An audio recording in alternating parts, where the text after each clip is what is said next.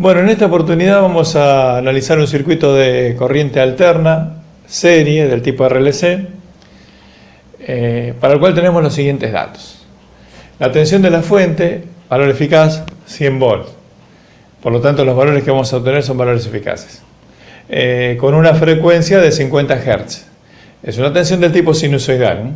Los cálculos que vamos a hacer sirven cuando la tensión es del tipo sinusoidal. Recordemos que a la hora de hacer los cálculos, la frecuencia la tenemos que expresar como 50 sobre segundo. Bueno, lo primero que vamos a hacer es calcular la reactancia inductiva y a continuación la reactancia capacitiva a esta frecuencia. Tenemos que el valor de la inductancia es 50 milihenry, es decir, 50 por 10 a la menos 3 Henry. Y eso ya lo expresé acá, pero con Henry a través de lo que es la definición de la unidad de inductancia. Un Henry es aquella inductancia que produce una inducción de 1 volt cuando la corriente varía 1 ampere por cada segundo que pasa. Volt sobre ampere sobre segundo. Como segundo estamos dividiendo acá abajo, puede pasar multiplicando arriba. Así que en definitiva nos queda 5 por 10 a la menos 2 volt sobre ampere es ohm por segundo. Este segundo que está dividiendo acá abajo pasa multiplicando arriba y volt sobre ampere es ohm. El que ya sabe que si la inductancia la tenemos en Henry, vamos a obtener, si la frecuencia está en Hertz, obviamente, ¿no? La reactancia inductiva en ohms, bueno, no hay problema, no hace falta que haga todo este manejo. Yo lo hago de paso para ir repasando los conceptos. Bueno, entonces, la reactancia inductiva va a ser 2pi por F por L, y como lo vamos a expresar en notación compleja y también en notación polar, bueno, corresponde ponerle J. Pueden ponerlo delante de atrás, no hay problema. Acá lo que hice también es hallar el valor del capacitor en faradios, pero también expresado a través de la definición. 100 microfaradios es igual a 100 por 10 a la menos 6 faradios, porque micro es una millonésima parte, ¿no? Bueno, es igual a 10 a la menos 4, y faradios coulomb sobre volt. Pero coulomb, ampere es coulomb sobre segundo, o sea que coulomb es igual a ampere por segundo. Así que nos queda 10 a la menos 4 ampere sobre volt por segundo. Si este ampere lo pongo dividiendo acá abajo, volt sobre ampere es ohm. Así que nos queda 10 a la menos 4 segundo sobre ohm.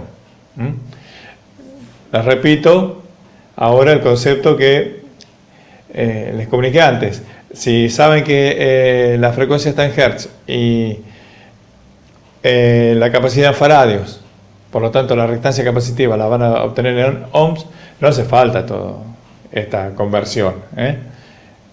Les digo lo que les dije hoy, lo hago más que nada para refrescar conceptos y por las dudas para que el que todavía no está seguro con el manejo de las unidades, bueno, pueda asegurarse de esta manera.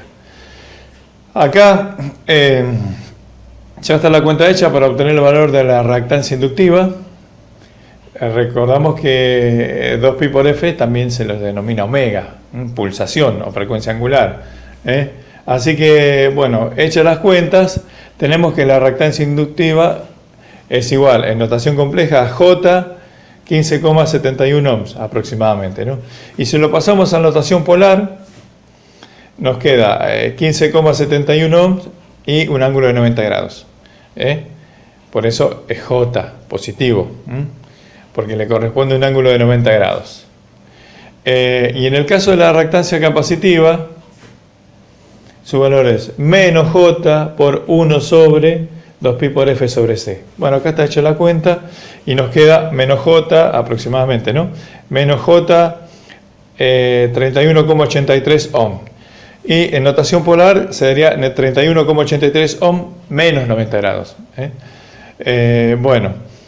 Ahora lo que vamos a hacer a continuación es ya calcular la impedancia total del circuito.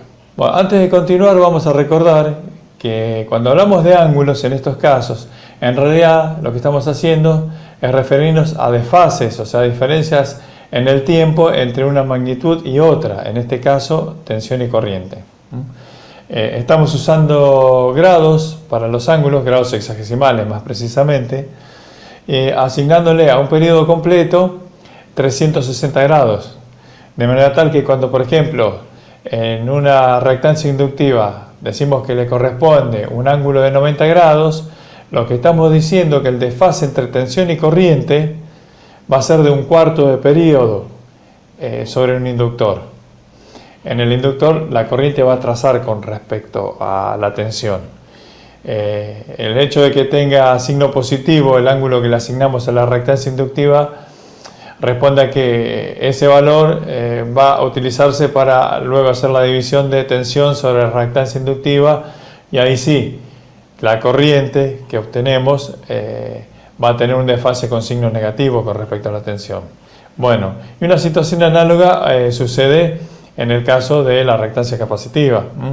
Ahí le asignamos un ángulo de menos 90 grados que a posteriori en el cálculo de la corriente a través del capacitor nos va a dar un adelanto de 90 grados, o sea de un cuarto de periodo con respecto a la tensión en el capacitor.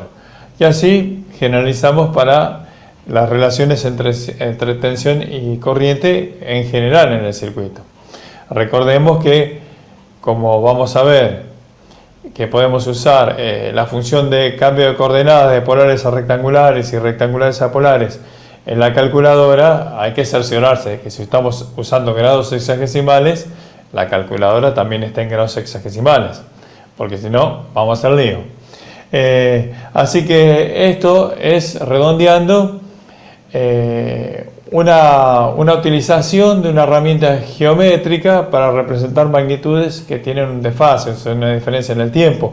Por eso en un momento digo que la suma de potencias es una suma geométrica, haciendo referencia a esto, que es una suma de magnitudes que representamos por medios geométricos para hacer ver de esa manera la diferencia en el tiempo que tiene una con respecto a la otra. Bueno, ahora continuamos. Bueno, acá obtenemos el valor de la impedancia sumando resistencia más reactancia inductiva más reactancia capacitiva.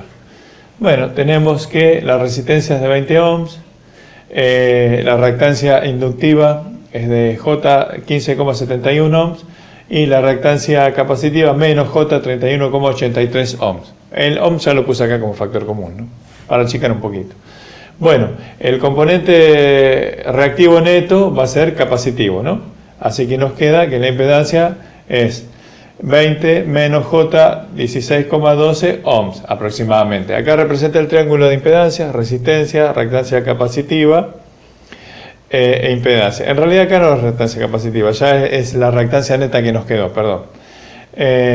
Así que tenemos en coordenadas polares que la impedancia es 25,69 ohms y el ángulo es menos 38,87 grados, que este es el ángulo phi. Esto lo podemos hacer de esta manera. El módulo lo podemos obtener haciendo raíz cuadrada de el valor de la resistencia al cuadrado, más el valor del componente reactivo que nos ha quedado elevado al cuadrado. Obviamente acá no hay que escribir la J, ¿no? Bueno, y esta cuenta nos va a dar aproximadamente 25,69. Y el ángulo es el arco tangente del cociente entre el componente reactivo y el componente resistivo, ¿no? Sí, la J también, ¿no? Bueno, así que, y la otra manera de pasar a coordenadas polares es utilizando la función de la calculadora.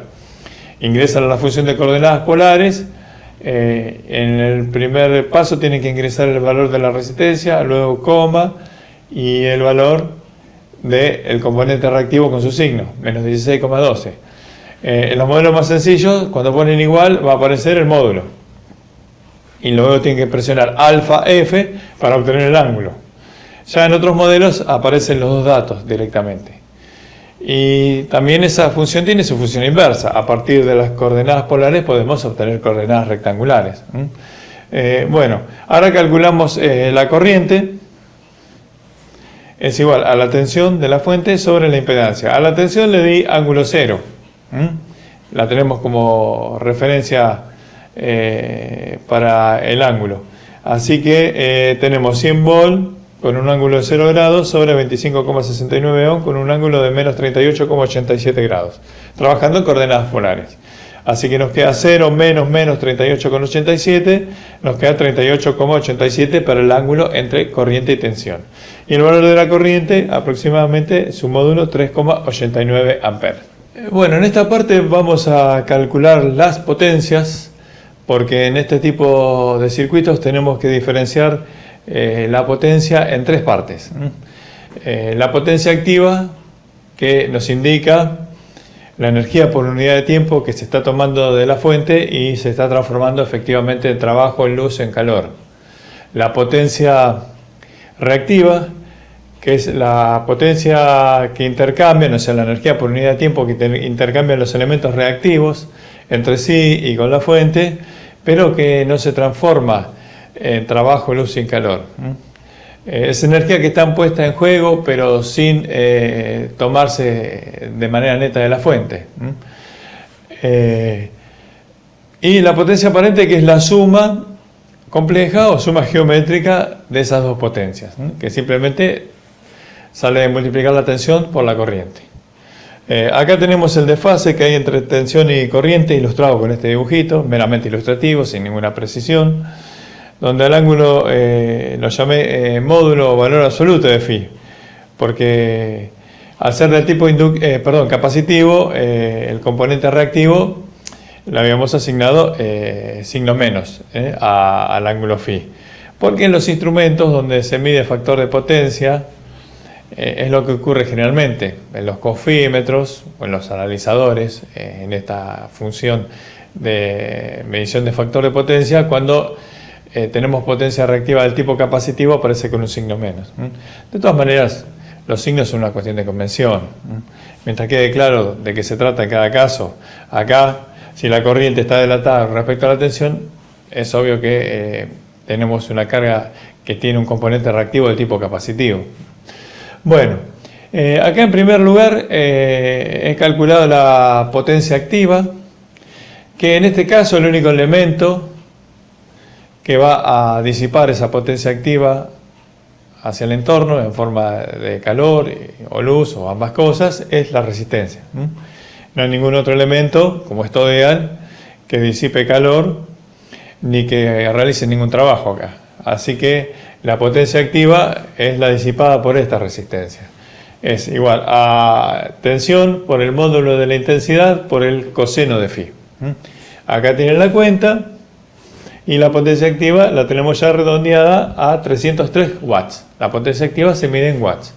O en kilowatts, sí, es una magnitud mayor y queda más cómodo utilizar kilowatts. Acá nos queda bien utilizar watts. Después tenemos la potencia reactiva, que es igual a la tensión por el módulo de la intensidad por el seno de phi. Y en este caso pueden ver la cuenta. Tenemos menos 244 volamperes reactivos. Como dijimos, el signo menos indica que se trata de potencia reactiva capacitiva. En el caso del coseno, el valor no va a cambiar si el ángulo es positivo o negativo, mientras que no cambie su valor absoluto, obviamente, ¿no? En cambio, en el caso del seno, sí. Bueno, y si la potencia fuese grande, por ahí sería más práctico usar kilovolamperes reactivos que lo que normalmente se denomina kVA reactivo. Bueno, y la potencia aparente simplemente surge de multiplicar tensión por intensidad, así que 100 volt por 3,89 amperes nos da 389 volamperes, que si fuese grande el valor se podría usar en lugar de volamper kilovolamper, que es lo que se denomina normalmente kVA. Cuando uno ve los transformadores, por ejemplo, de media tensión a baja tensión en la red de distribución, si uno observa, puede ver que la potencia está en kVA, 500 kVA, 800 kVA. Bueno, acá hice una ilustración con un triangulito de potencias, potencia activa, potencia reactiva, potencia aparente y el ángulo phi. Bueno, ahora a continuación vamos a calcular la tensión sobre cada uno de los componentes. Bueno, calculamos la tensión en la resistencia, es igual a la intensidad de corriente por el valor de la resistencia. Acá tenemos la cuenta y acá tenemos el resultado. 77,8 volts y el ángulo 38,87 grados. Recordemos que esos ángulos de fase son todos con respecto a la referencia de fase, que es la tensión de fuente.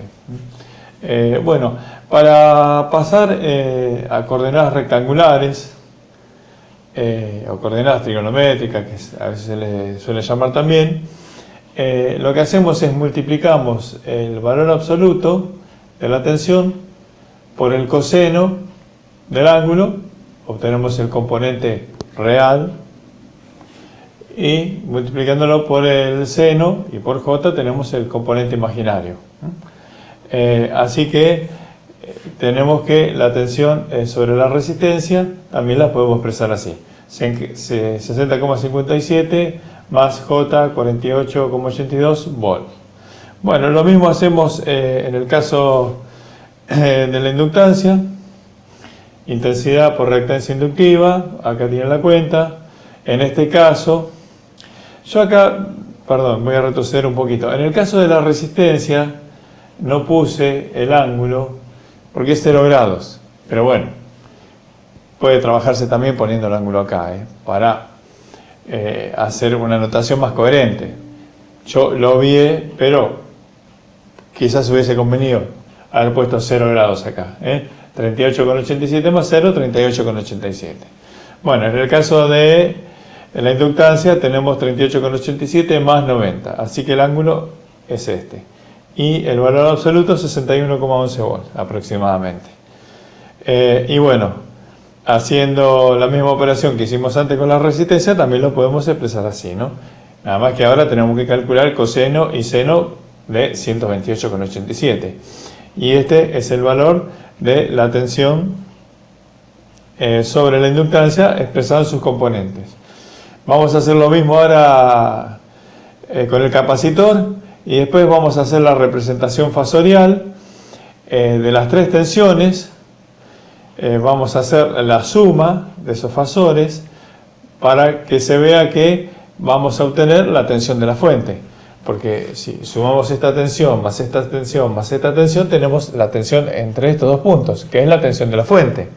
Bueno, esa representación fasorial la voy a hacer en AutoCAD, así que así les presento el dibujito con los valores para que se vea cómo sumados todos estos valores obtenemos la tensión de la fuente. Pero primero vamos a calcular la tensión sobre el capacitor. Bueno, operando como antes, tenemos la tensión en el capacitor, corriente por reactancia capacitiva, acá tenemos la cuenta. En este caso el ángulo es 38,87 menos 90 grados, nos queda menos 51,3 grados. Bueno, y el módulo 3,89 por 31,83 nos queda 123,82 volts. Bueno, y acá tenemos el paso a coordenadas rectangulares o trigonométricas. Recordemos que pasar de un tipo de notación a otra, como ya habíamos dicho en la primera parte del video, lo podemos hacer también con la función de paso de coordenadas polares a rectangulares de la calculadora. Bueno, vamos a presentar a continuación el dibujito con la suma de los fasores de cada una de las tensiones, que vamos a ver que con los errores de redondeo mediante, obviamente, porque venimos redondeando, vamos a obtener con esa suma el fasor que representa a la tensión de la fuente, que es nuestra referencia de fase, ¿no? Y después vamos a sumar también por separado los componentes reales que representan al componente en fase de cada una de las tensiones, en fase con la tensión de referencia, con el componente que está desfasado 90 grados o menos 90 grados con respecto a la tensión de referencia. Sumando las tres tensiones, componente a componente, vamos a llegar, con la diferencia esperable, obviamente pequeña por los redondeos, a la tensión de fuente, que es 100 volts.